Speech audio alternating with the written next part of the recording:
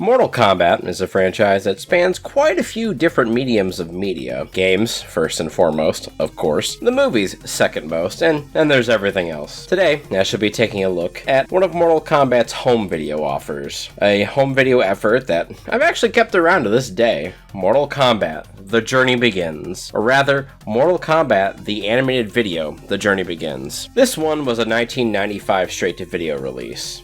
And Laserdisc, too. It was basically delivered as a tie-in to the live-action Mortal Kombat movie that was releasing the same exact year, and you could tell that pretty easily since at the end of this animated feature this video provided, there was a whole making-of documentary for that particular film. The video also apparently offered $75 worth of discounts on Mortal Kombat merchandise alongside a free watch offer. Sadly, in the intervening years of me owning this VHS, I have lost that coupon book, so I've missed out on all of these offers. Which, I won't lie, kinda sad about that. I'd love to see what was offered with those coupons, especially for this video. As for what the VHS promises, we will apparently be going one step beyond virtual reality with 3D animation the likes of which we've never seen before. Prepare yourself now, viewers, for virtual combat. For reference though, we won't be watching this from my bunk-ass VHS copy. I don't have a VHS player, period, nor do I have the converter for it. Those are surprisingly pricey these days too, so I managed to find a rip of halfway decent quality for us to enjoy. Though young me apparently did leave this video partially watched the last time he popped it in. I'll find out where I left this one someday for sure, if it even still works, since VHS is actually such a shit technology in retrospect. Anyway, let's read the back of the box like this is an episode of Wheel of the Worst, shall we? Get tough. Get mean. Get ready. The heroes from the hard-hitting Mortal Kombat video game explode onto the screen in this pulse-pounding animated action-adventure video. Discover the origin of your favorite character as Sonya Blade, Johnny Cage, and Liu Kang travel to a mystical land to fight Shang Tsung and Goro for their honor, their lives, and for the whole human race in a tournament called Mortal Kombat. Loaded with wall-to-wall action, this revolutionary video features sensational, never-before-seen special effects and awesome computer animation so real you won't believe your eyes. Let the tournament begin. Well damn, let's get to that fat action, shall we? Actually, we have to wait a moment because some merch needs to get shilled first. First off, for the Mortal Kombat live tour, which obviously I didn't see back in the day, but looking at footage now, looks pretty tight, won't lie. Ooh, a crew t-shirt for the MK movie? Holy shit, a phone card? Now that's something to see. Branded phone cards versus what we have today. And a pin too? Yo, does anyone out here still have any of this stuff? Honest question, show it to me. After a New Line home video logo, we finally drop into the film. We're soaring across a foggy sea and the opening narration starts alongside a teaser for what's to come. For 1,000 years, a great war has been fought, once a generation, between the warriors of the realm of Earth and the realm of Outworld. We then come to this massive CG boat occupied by none other than the heroes of Earthrealm, being traditionally animated in 2D as opposed to the 3D boat around them, which, won't lie, I think kind of clashes really hard with this one, but this is very early CG animation, so I'll let it slide. Our heroes are, of course, Liu Kang, Sonya Blade, and Johnny Cage, the last of which is having some difficulty at the moment. Seasick, huh? What gave it away? Was it my green skin tone or my delightful odor? Poor Johnny. Even in this movie, still kind of a boob. Though I won't lie to you, dear viewers, in this little movie, Johnny is absolutely my favorite character. They keep up with him being a cocky, wisecracking movie star. I actually think his portrayal here is bang on. Though, and I will say this is a super bitchy and nitpicky complaint, this is Johnny Cage's Mortal Kombat 2 outfit, and not the one that he had in Mortal Kombat 1. This is the MK1 tournament being represented here in the movie. That was probably just to keep in line with his most recent appearance in the games, which was MK2, though I also don't doubt it was because Johnny was blatantly wearing Jean-Claude Van Damme's outfit from Bloodsport, so they wanted to avoid the similarity now that MK was growing bigger and bigger. As for the other two, Sonya maintains a hard-ass military persona, and Liu Kang, outside of being the best fighter of the three, basically exists to lore dump, or to give Raiden a reason to lore dump. Sonya demands to know where the captain of the ship is, as she is unable to reach anyone on her radio. She even attempts to storm the cabin, but is stopped by a very growly Sub-Zero. No one may enter. Look, I just need to use the ship's radio.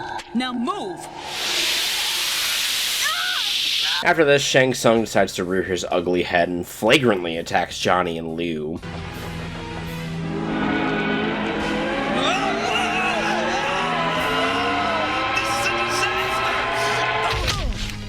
A blatant violation of the rules of Mortal Kombat. And your radio won't work where we're going, Sonya. Guess he gave you the cold shoulder. Johnny rules, man. I also love that Shang and Sub fucked off to the cabin after this, only to immediately come back out like 5 seconds later. Shang sicks Sub-Zero on the heroes and also sends Scorpion as well, which here is where we get a very early version of Scorpion's lore. He still has to kill Sub-Zero because Sub-Zero murdered him, but only so he can rest in his clan's hallowed halls in the afterlife. By the way, can I say that I adore the little cat ears on the Lin Kuei and the ninja? They are so damn cute, it's unbelievable. The two immediately head off to slay the heroes, and we get our first taste of the action.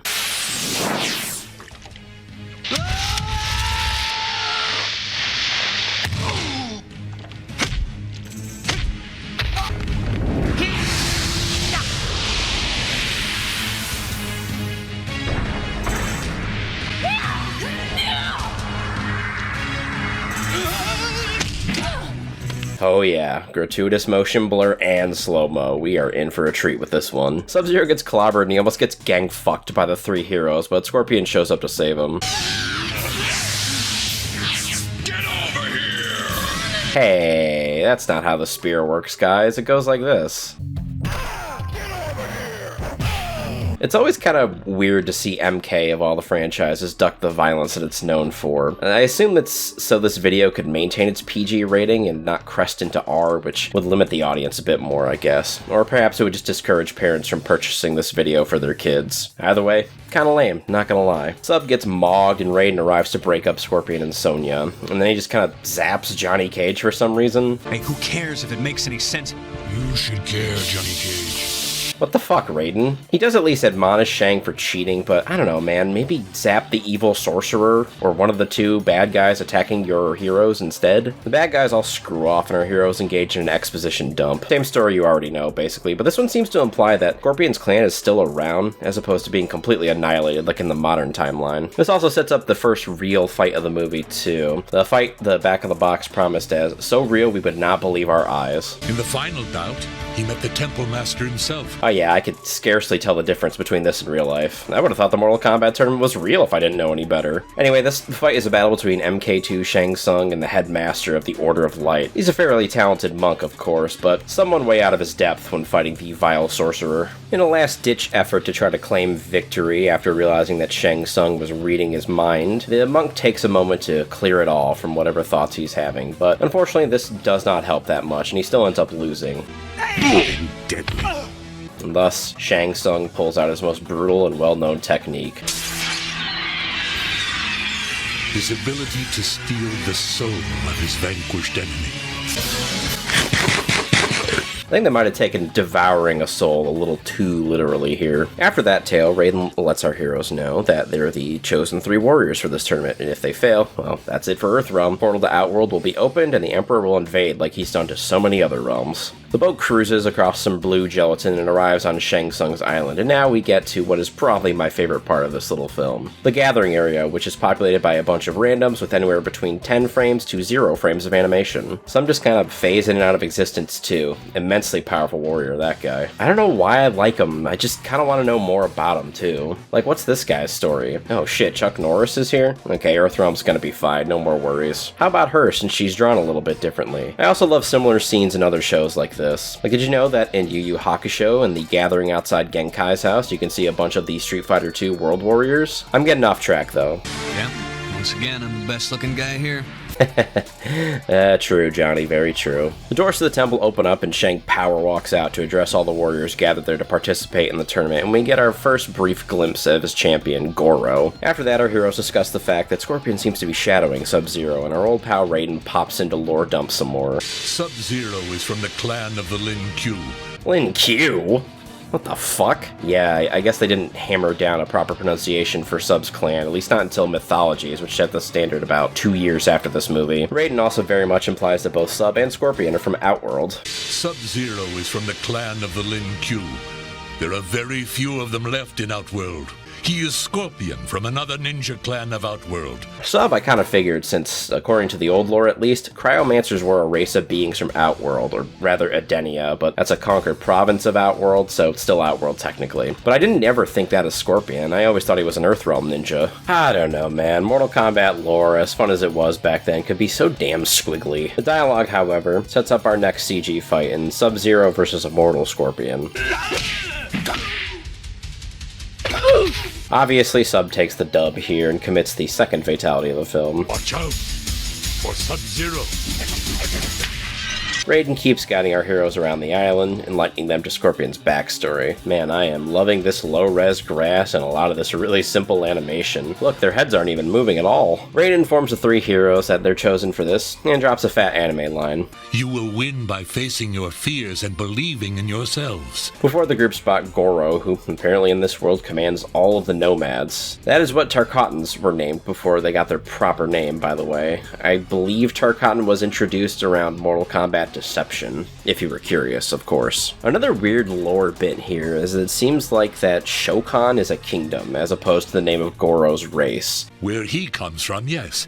His father was ruler of the subterranean kingdom of Shokan in the realm of Outworld. This is something that's also reinforced by the comic, as seen in this panel. It's here, we segue into the third CG fight, this one between Goro and his brother Duroc. Probably the most interesting fight, since it was one of the first times we actually got some insight into Goro and his peoples. Goro battles his brother for the right to deliver a jeweled Nika egg to their father and be crowned Prince of the Shokan. Duroc clobbers his brother pretty effortlessly, but Goro decides to pull a pro gamer move. He snatches the egg as the stomp his brother did begins making the ground around him collapse. Goro dangles above his certain death, pleading for his brother to help him. Duroc is the victor here, taking the egg from Goro, but he also graciously helps him up. However, Goro pulls another pro gamer move and simply betrays his brother by throwing him off the cliff. Roles reversed, Goro claims the egg, but simply kills his brother by sending him falling to his death.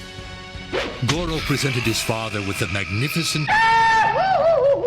Imagine how fucked Earthrealm would have been had Duroc, a guy stronger than Goro, represented them instead. Goro presents the egg to his father, who kinda just stares on in approval. Maybe he's happy he no longer has to acknowledge his affair child. After that fight, Raiden informs the heroes that Shang picked up Goro and brought him to the tournament to be Outworld's champion, with Goro racking up 9 victories in a row, which sets up our next and final CG fight, Goro versus the Great Kung Lao, who is dressed as MK2 Kung Lao for some reason. He actually does put up a pretty good fight at first, but the universal constant of Mortal Kombat rears its ugly head once again. Kung Lao must take the L.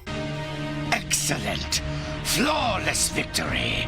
Excuse me there, Monterey Jack, that wasn't a flawless victory. Goro clearly took a couple hits. The three heroes ponder how they could ever defeat such a powerful warrior, and Raiden drops this gem of knowledge. Mortal Kombat doesn't mean death, but life. No, Raiden, I think MK is about the death part more than anything. It's kinda why it got famous in the first place. Also, why is Johnny so thickly outlined here? And Goro then promptly orders a nomad attack on the heroes. Raiden immediately deciding to leave for some reason. The nomads circle, and what happens after this is roughly a 3-minute long fight sequence consisting of roughly 5 different animated shots being used again and again and again. After watching this for the first time, I decided to actually do some counting. They actually used this shot of Sonya deflecting blades 6 times in total. This punch-kick combo from Johnny is used 5 times.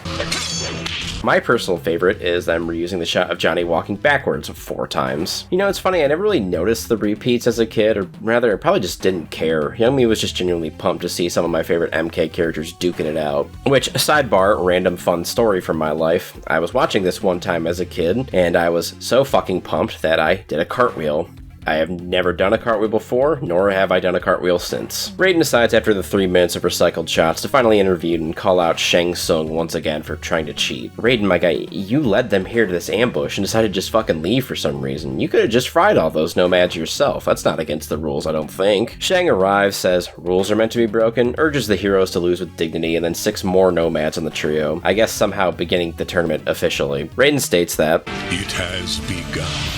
And narrates the outro over a montage of the video's CG fights, urging you to Prepare yourselves for Mortal Kombat, the movie. and we're then hit with the bios of each fighter in the movie, alongside their move lists and fatalities. I actually think a lot of these are kind of interesting, since I don't think stuff like age and height have ever been canonically listed in MK, like ever. This video uses the classic spelling of Raiden versus the more proper later used Raiden. Shang Tsung is 6'6", 250 pounds? No way, that dude's a bag of bones. Alright, I'm done with this video. Even though there is a making of doc on the MK 1995 film, but I'll save that for some other time, perhaps. Truthfully, The Journey Begins is a big nostalgia trip for me, but man, does it kind of stink. The animation is incredibly limited in the 2D space, and the 3D animation is just kind of bad. The fights are decently choreographed, I think, but they move a little too slowly for my taste. Though I guess I shouldn't be too hard on the 3D animated side, since, well, that was basically in its infancy at the time. This one dropped in 1995 for reference. Reboot, the first ever fully 3D animated show, was out in 1994. Toy Story would come out in 95 too, though that looked great comparison to this, except for the humans in that movie. To be a bit positive though, I do think every character is portrayed pretty well. I'd say everyone's pretty damn accurate to their video game selves, or at least how I would have interpreted them back then. This one also has an incredibly solid voice cast for everybody. Jeff Bennett as Johnny Cage, Jim Cummings as Shang Tsung and Sub-Zero, Ron Feinberg as Raiden, and Jennifer Hale as Sonya Blade. I am kind of sad though that Kano and Reptile don't cameo anywhere since, well, they were in MK1, but oh well. As always, dear viewers, my name is HadesManticore and this here channel is CityStateManticore. Thanks a ton for watching if you did. Be sure to drop a like, leave a comment, and subscribe because as always, there's more content to come. See y'all in the next video. Goodbye.